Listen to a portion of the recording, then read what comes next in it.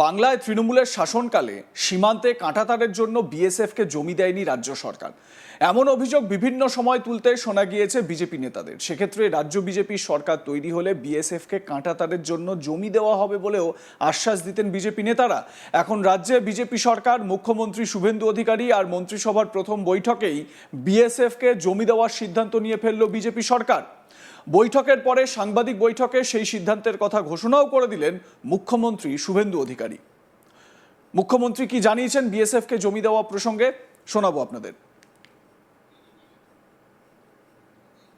আমাদের দেশের সুরক্ষার প্রশ্ন, পশ্চিমবঙ্গের সুরক্ষার প্রশ্ন এবং যেভাবে জনবিন্যাস বদলে গেছে, আজকে আমরা প্রথম দিনই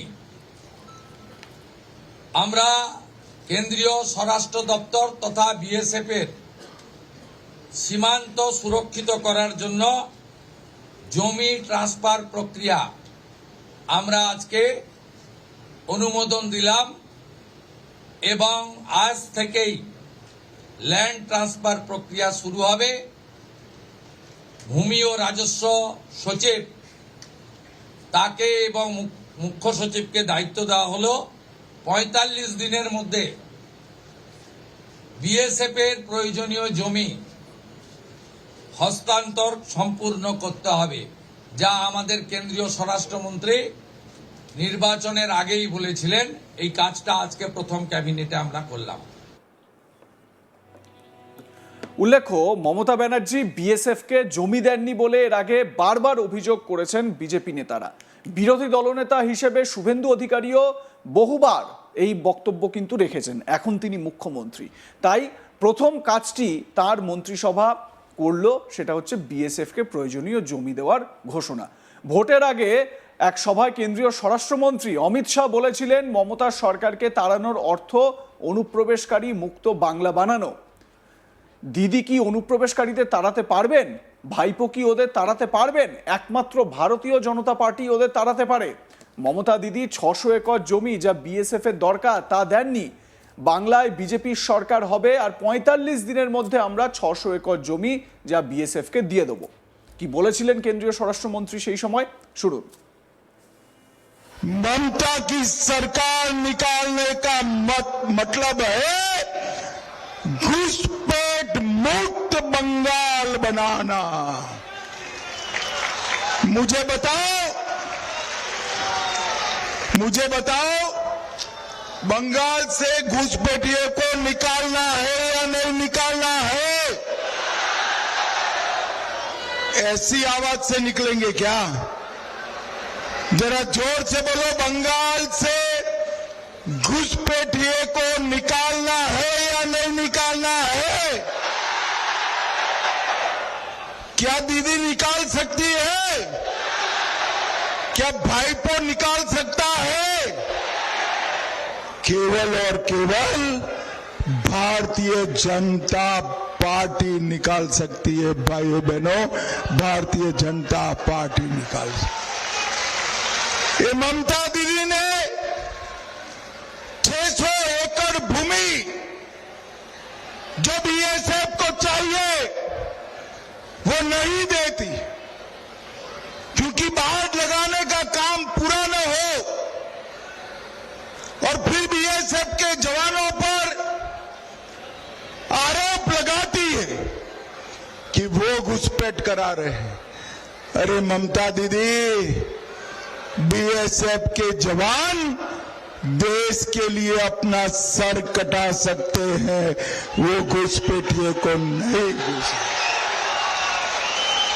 आपके दिन अब समाप्त हो चुके हैं। 5 मई को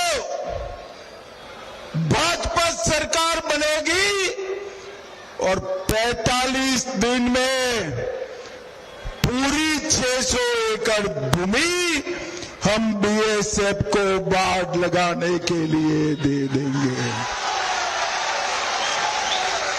इससे घुसपैठ तो बंद होगी ही होगी, परंतु इससे समाप्त नहीं होता। भाइयों बहनों, हम पूरे बंगाल और देश भर से एक एक घुसपैठिए को चुन चुन कर निकालने का काम करेंगे। ये घुसपैठिए जो है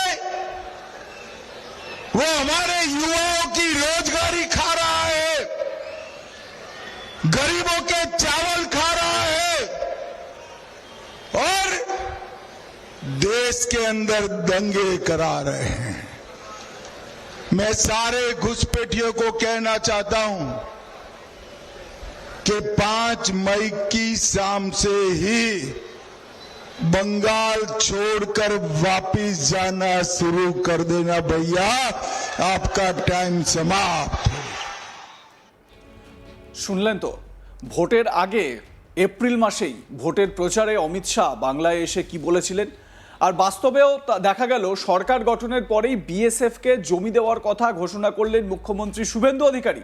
আর পশ্চিমবঙ্গের নতুন সরকারের এই ঘোষণার পর বাংলাদেশি জিহাদিরা যারা এতদিন ভারত বাংলাদেশ সীমান্তে সর্বত্র কাঁটাতার না থাকার সুযোগে ভারতে ঢোকার ছক কষত, অনুপ্রবেশ করত, তাদের বুক কাঁপতে শুরু করে গিয়েছে। তারা কিভাবে অনুপ্রবেশ করবে এই নিয়ে এখন তাদের মধ্যে হালচাল। আপনারা বিভিন্ন বাংলাদেশি মিডিয়ার আলোচনা শুনেছেন, বিভিন্ন সোশ্যাল মিডিয়া প্ল্যাটফর্মগুলোতে, ইউটিউব প্ল্যাটফর্মগুলোতে আলোচনা শুনেছেন। পশ্চিমবঙ্গে বিজেপির ক্ষমতায় আসায়, বিজেপির সরকার গঠন হওয়ায় বাংলাদেশে একটা আলোড়ন পড়ে গিয়েছে। হিন্দু ভোট কনসলিডেশন হয়েছে, সেইটা নিয়ে আলোচনা হচ্ছে বাংলাদেশের মাটিতে বা বাংলাদেশের চ্যানেলগুলোতে। ভাবতে পারছেন কতটা বড় ইম্প্যাক্ট পড়েছে। শুভেন্দু অধিকারী রাজ্যের মুখ্যমন্ত্রী, তিনি এই বিএসএফকে জমি দেওয়া প্রসঙ্গে কি ঘোষণা করেছেন আরো একবার শোনাই আপনাদের।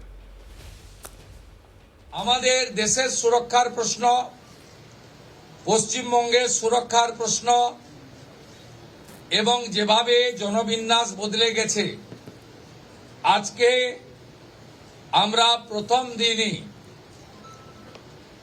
আমরা কেন্দ্রীয় স্বরাষ্ট্র দপ্তর তথা বিএসএফ এর সীমান্ত সুরক্ষিত করার জন্য জমি ট্রান্সফার প্রক্রিয়া আমরা আজকে অনুমোদন দিলাম এবং আজ থেকেই ল্যান্ড ট্রান্সফার প্রক্রিয়া শুরু হবে।